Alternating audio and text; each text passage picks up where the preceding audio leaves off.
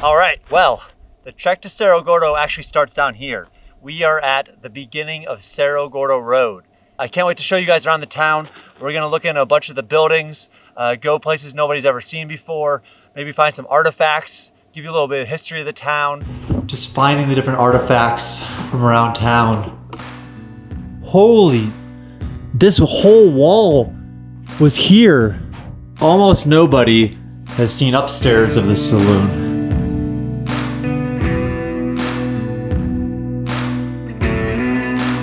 We are headed way up there.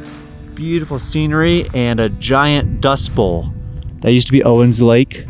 Keeler, the town you see right there, used to be a very important town in the mining. The silver would come out of Cerro Gordo, go down there, be shipped across the lake, and then trained into Los Angeles. But since the lake dried up, so did Keeler in a lot of ways. So we are headed up.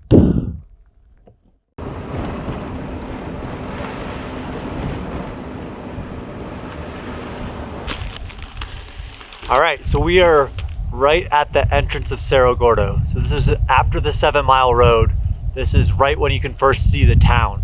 The first building you see on the right is the hunter's cabin. And that's where Robert stays. And so it has the best view in the town. It overlooks the road. There's even a sensor in there that lets Robert know when somebody's coming up the road, so nobody can come up unannounced. As you look that way, you see the saloon and the American Hotel. That's almost the second building you'll see in town, with the old ice house right next to it. Closer to the center of town, that's the general store or the museum that I've been cleaning up recently. Right next to that, the old mechanics garage. It's now a church or movie theater. To the left of that, the bunkhouse. And above that is the Belshon and the Gordon, which you can't really see. And then way up there, kind of above those hills, that's where the hoist house is. That's the main mine shaft. And you can't see the main mine when you first come to town. It's behind the tailing piles. But we'll go up there and check that out. As you look past down this road, over that way is the saddle towards Newtown and towards Death Valley. So that's kind of the outline of the town as you're walking into it. We are here in a very messy bunkhouse. It's the current project I've been working on. I've been ripping up carpet the last couple of days and hailing a bunch of dust as well. But I think one thing that's crazy I haven't even touched on yet is why. Why buy an abandoned ghost town hours from any major city with no running water? And I think what we want to do with the property is just create an overnight destination, create a outpost where people can come, stay for the weekend and a long weekend, 3 or 4 days, experience the history of the town. The history of the town is just so rich and interesting. And then also just experience the natural beauty here. Every building here has a view of Mount Whitney, which is the tallest peak in the continental United States. And off the back of the property, just over there, you can see all of Death Valley. So you see all the lowest peak in the US. So to me, this is just such an important and interesting place that I would just love to allow more people to experience it and experience it firsthand. There's other ghost towns, but a lot of those are set up kind of like museums where it's like, look but don't touch. Here, I want people to be able to stay in the Belshaw house, stay in the house that the original founder of this town built himself and lived in. Stay in the Gordon house, stay in the house of the guy that brought 20 years of prosperity to the town after everybody thought that it was done. Stay in the saloon, stay in that building that an infamous gunfight happened and there's still a bullet hole and blood stain on the wall. Those are just experiences that, to me, you can't get anywhere else, and I'd love to be able to share them. It seems a bit selfish just to hold this town to myself. So what we'd love to do is just get it to that point. And we're not, there's a lot of work between where it is now and accepting overnight guests. We're still figuring out the water issue, still cleaning up a lot of fairly dangerous stuff. I'm still working on some different permits and things with the county. So we're not there yet, but that's why I'm up here. That's why I'm, putting in the work every day to try to get it to that place sooner. It's something that I sink a lot of money into, and I need to at least have it breaking even, which it hasn't been recently. And so that's the plan for it, is to kind of create this artistic outpost, an area that people can come and enjoy.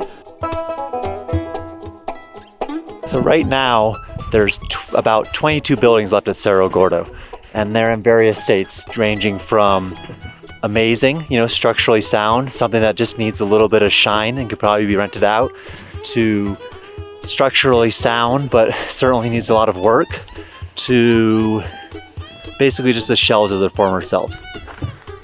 So project number one for us right now is the Gordon House. And the Gordon House is a house that was originally built for Mr. Gordon. And he is somebody that brought zinc to Cerro Gordo. And the building itself is located pretty much in the center of town. And what we're trying to do with this building is create one of the first buildings that we're gonna Airbnb. So until we can have a full-blown hospitality resort, we're gonna try to use this to kind of test the waters, show some people what Cerro Gordo is about, and give them a taste. So when we bought the place, this porch was just filled with junk, just stuff as far as you can look. So even sometimes removing things is a big battle, but the views in this house are just unparalleled. This is the house that if we have people coming to stay, friends and family, we usually put up in here. It's closest to being in good shape. It's the most comfortable. It's the largest house at Cerro Gordo. And the views are just incredible. Oh no. I think, looks like we lost a window. I was wondering why it looked so clear out there. Well, Brent, because there's no window. View's even better now. Anyways, there is a bathroom here, which is just beautiful with kind of the claw foot tub. A lot of dead bees. I think there's a bee nest in some live bees too. Got a real bee problem in this bathroom apparently. I'll add that to the project list. Little living room over here. This is the second bedroom downstairs, which again just has stunning views of Mount Whitney. You go upstairs. I wish I could do that edit like on Cribs where they speed up your. This bedroom has a view of pretty much the town center, which is pretty nice. Walk back down this hallway and you find just a beautiful restroom with a claw foot tub. This is one of those rooms that we just don't have to do anything to because this is exactly how it should be. So we're hoping to Airbnb this house. It's not quite there yet. We did add running water, which is a big feat, but it still needs to be a little more comfortable. It's probably still 20 degrees in here right now. It's very difficult to heat the upstairs, but we hope to have this online in a month or two. And depending on how the coronavirus thing goes, this could be the first place you come and stay if you visit us here. The second house we hope to get on Airbnb is the Bellshot house. And the Bellshot house is the house directly behind me. It's the house that I typically stay in. It's a 2-bedroom, 1 bath. It's in pretty good shape. It's where I typically stay, so I try to keep it a little nice. All right, so this is project 2 or 3 that I've been working on for the past couple weeks, and it is the church building. It wasn't originally a church, it was actually a maintenance garage, but the former owner added that steeple, and that stained glass is from a Stevie McQueen movie called Nevada Smith. And a week or 2 ago, this thing was just full of wood. You can see some of it here still, but it was floor to ceiling, just essentially junk. So task number 1 was just clearing out all the stuff that was in there. And that project took a long time, but pretty pleased with the results so far. As you can see, the former owner just put these movie theater type seats in here. And so back there's even a little projection box. So one day we hope to create this as a place where people can come, we can screen movies, it's kind of in the center of town.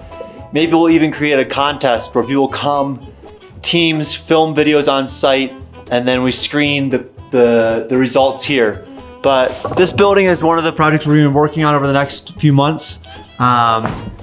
If you go into the backyard, this backyard is where they used to store all sorts of junk. You know, it had, again, probably 4 foot high of scrap metal and stuff, but with a lot of work, cleared out this yard and hope to build a deck back here eventually. Got a visitor. Who the fuck is that? Anyways, this is the American Hotel.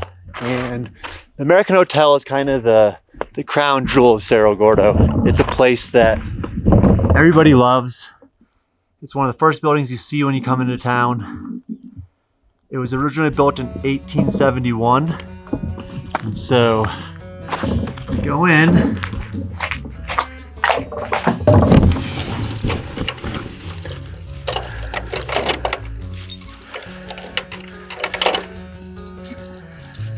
very organized, as you can tell.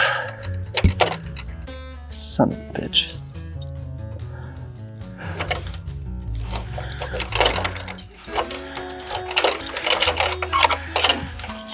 So when you go in, one of the first things you see is the saloon. And this is one of the favorite places of mine here at Cerro Gordo. It's a place that when we have friends, family, anybody that comes up and visits, this is where we usually entertain. It has the infamous card room that still has a bullet hole in the wall and a blood stain on the floor. That's the hole.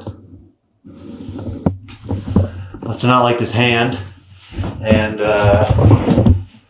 that's the blood stain. Let me bring you into my least favorite building. So this is the kitchen. This is where the haunting happened. I saw that curtain open and close, face coming out. But you know, I've made my peace with this building. There was a lot of just terrible brown carpet in here that just attracted dust. And I was told when we purchased it that the floor was terrible underneath and unusable. And the floor in the hallway is admittedly not the best, but it's workable. And then if you go into the rooms, beautiful hardwood. The building itself has 7 rooms. There's 4 on either side, but they made this middle room a kind of den. And this is where Crapo lived before he murdered somebody and had to go on the run. But now it is generally used for an antique store. So it's got different things that Robert made, souvenirs from the town. You know, long term, I don't know if we keep this as a store. I think we merge this into the general store, maybe make this into another cabin. But for now, it's got all sorts of just old stuff in it. Belshaw's cook's house.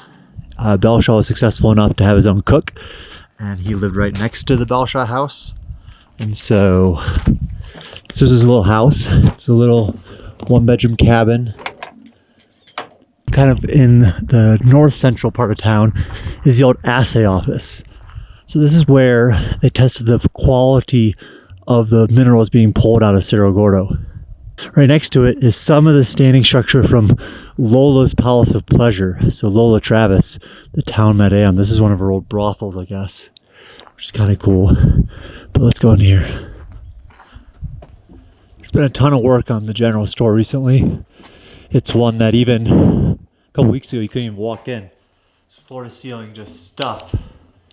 So after cleaning out a lot, curating some of the old stuff up here, I think it's looking pretty good. So I think the long-term vision of this is kind of the general store. Maybe we'll have some souvenirs in here for sale. As you walk back to the back room, this was completely storage too. It was just furniture mainly, but they had these old display cases. And so just finding the different artifacts from around town and putting them on display here so people can get a sense of what happened in this town. You know, even that old canteen, different items, old workbench. bunch of old guns and knives that were found in the property. I mean, look at that thing. It's crazy. Some cap guns, obviously. But it's not done yet, but making a lot of progress back here. So we're really happy about how the museum / general store is coming together, you know. Look at this furnace. I mean, it's crazy. There we go through a whole process of melting down some samples into little cones like this, pinching off the end with a tool such as this. They go down, pinch off the end, put the sample in something like this. This is made out of bone, and then melt it to test the purity. And these crucibles, I mean, this, look, 1875. Some of these crucibles are so old and so cool.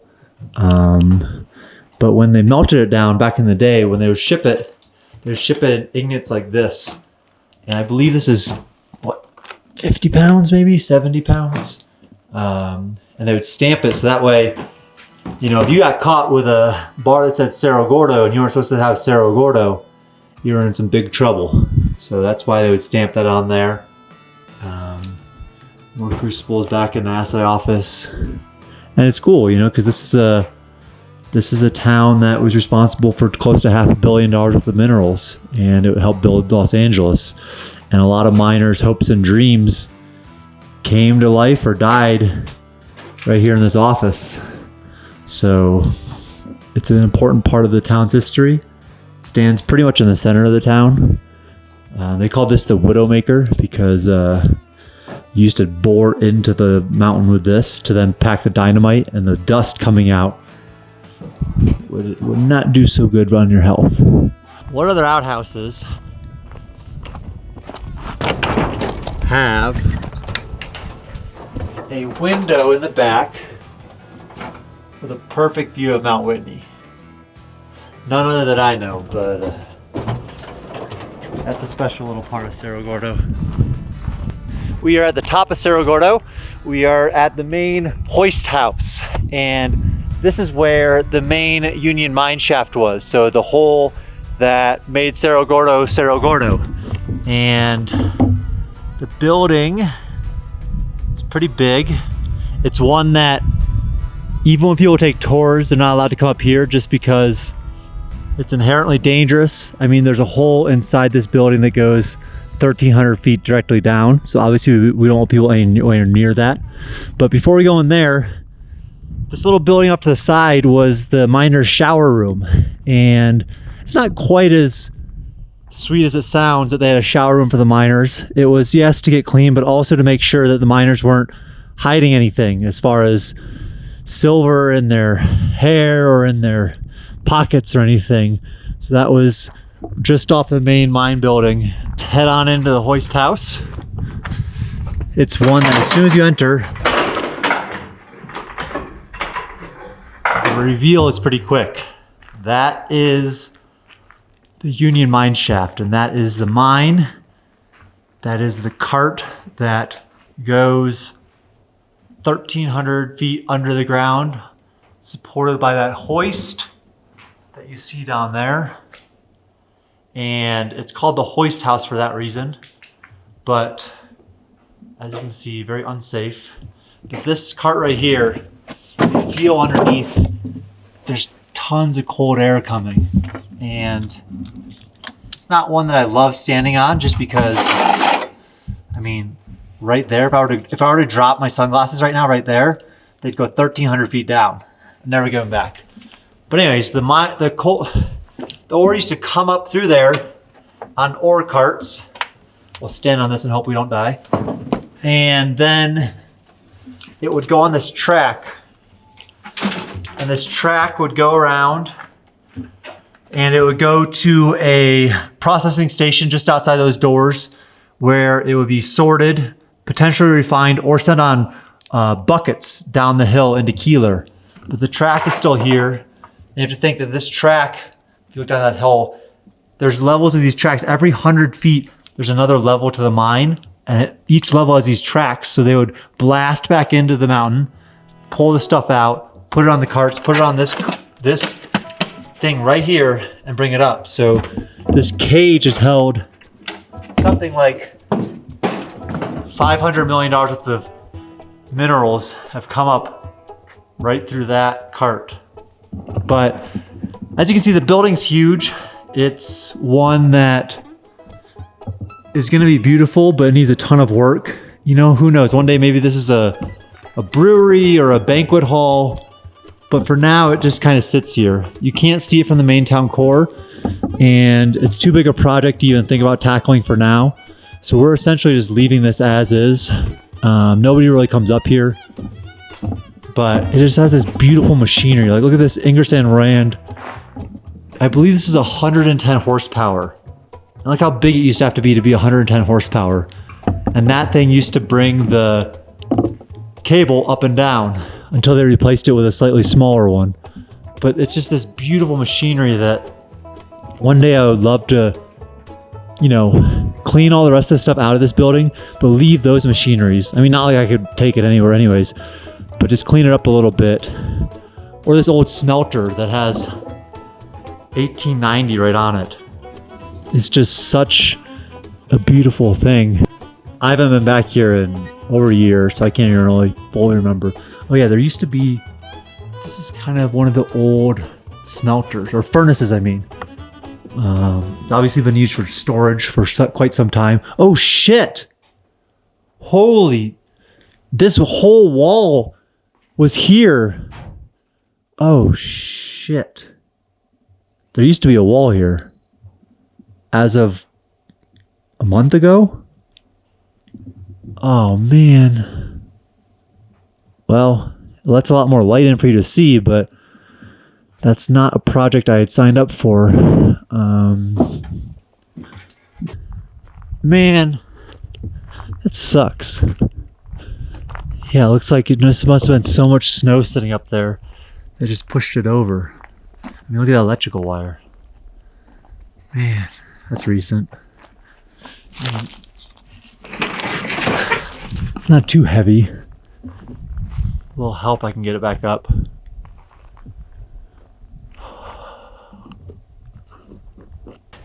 We are now at an undisclosed location at Cerro Gordo. Undisclosed because in this rock, right there, that door leads to the dynamite vault. So there is dynamite stored on property. It's illegal to tell people where it is, but that is what the door looks like, and it's just carved directly into this rock, which is pretty crazy when you think about it. That's it. Dynamite, do not enter. So if that's the main town there, as you walk this way, the property keeps going. You see the road, and that's leading towards Death Valley. Death Valley is what you see in the distance there. And the property itself is pretty expansive. Down there, you can't quite see it, is the little cabin I've been working on, the new town cabin. And the property goes probably about to that spot you can see. I'm gonna take you down the road just to give you a little better perspective. But, you know, one day, I mean, this is far off, but it's so much more heavily wooded over there. It'd be beautiful to start something like a campground, other things. You know, they'd have to all be off the grid just because there's no power over there, but it's beautiful over there, as I'll come to show you.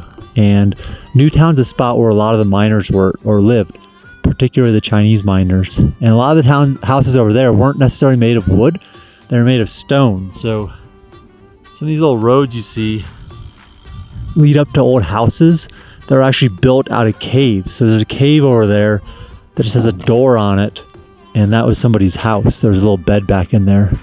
There's a bunch of old tailings from other mines, but this is the backside of Cerro Gordo, and I'll take you down a little way so you can see how far it goes.